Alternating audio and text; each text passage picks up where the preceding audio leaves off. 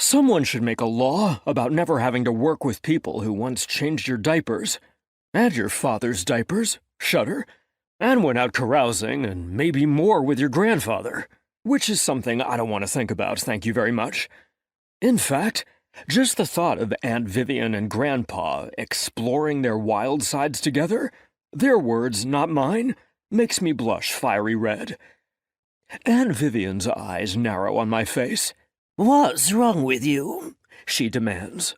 Nothing. It's, a little warm in here," I stutter, even though the climate control in the office is perfect. No way am I telling her I'm trying not to wonder if exploring wild sides is a euphemism for sex, or just means they drank a lot of warm ale in tawdry taverns. Did they drink ale back then?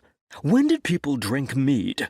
Oh, and in case you're worried about the whole aunt-grandpa thing, she's not really my aunt. That's just a courtesy title, since she's been a friend of the family for over half a millennium.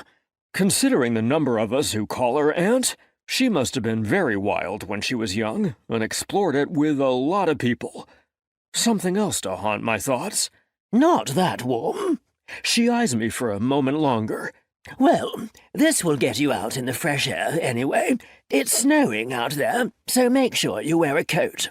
She thrusts a post-it note at me. There's an address scrawled on it.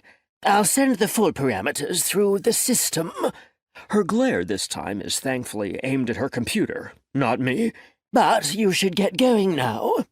I take the scrap of paper and nod. "Of course, Aunt Vivian," I agree. "Can you tell me anything more before I go?" Despite the fact that she's an absolute whiz with a computer, she loathes and avoids it whenever possible.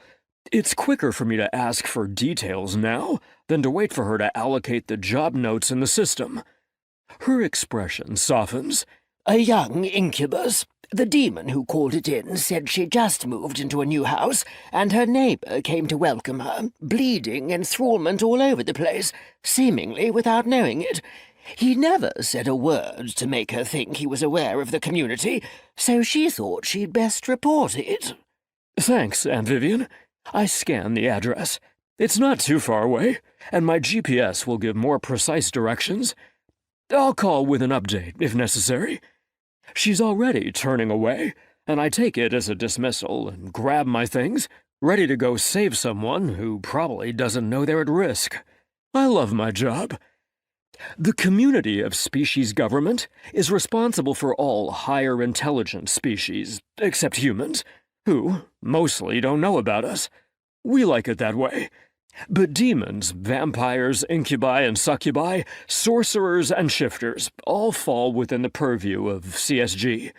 It's been that way for nearly 9,000 years, since the humans tried to wipe us out during the species wars, and existential magic had to step in and make them forget we existed. If you want more detail than that, you need to find someone else to tell you. History bores me, and I didn't pay all that much attention to it at school.